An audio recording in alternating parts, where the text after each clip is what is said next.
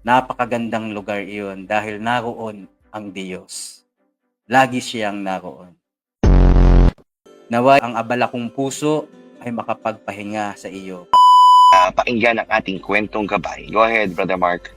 Kaya bagay na bagay yung share mo sa ating gabay. Namatan ng ating kwentong gabay ay magandang lugar na ibinahagi ni Sis Lalaine Gogna. Ito ay inspired mula sa mga bilang or Numbers chapter 24 verse 5 kung saan binanggit ni Balaam sa kanyang ikatlong orakulo, anong ganda o Jacob ng iyong mga tolda. Kwento ni Sister Lalaine mula sa ating gabay. Hirap na hirap ako ng mga panahong iyon sa dami ng dapat gawin, mga planong dapat tapusin at mga responsibilidad na kailangang tuparin. Pero parang walang nangyayari ayon sa inaasahan.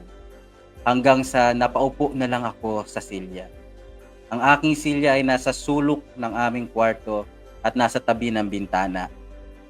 Naisip ko na matagal-tagal na rin pala akong hindi nauupo doon. Habang nakaupo, huminga ako ng malalim.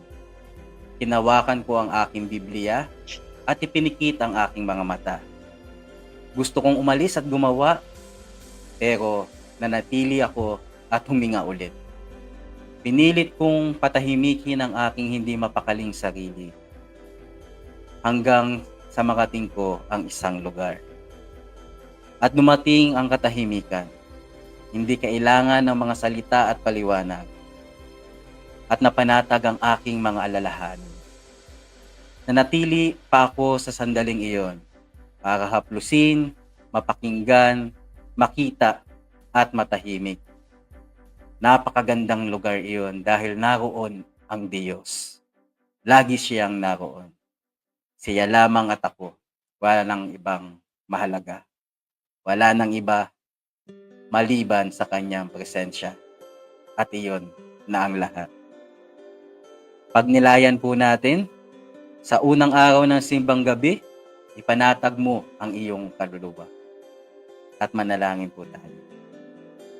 Naway ang abala kong puso ay makapagpahinga sa iyo, Panginoon. Santa Albina, ipanalangin mo kami. Sa ngalan ng Ama, ng Anak, ng Espiritu Santo. Amen. Amen.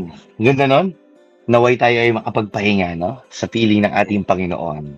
Yes. Kasi, ayan na nga, baka ang dami nating nilalagay, no? Na activities, na gagawin, mga regalo, material. I'm not saying it's all wrong. Maganda po ito mga to. Pero, dapat talaga meron tayong space at puwang para sa ating Panginoon. Thank you, brother, for reading that. At muli, that's from Sister Lalaine Gogna, ang wife ni Brother Arun Gogna, no? Salamat po sa inyo.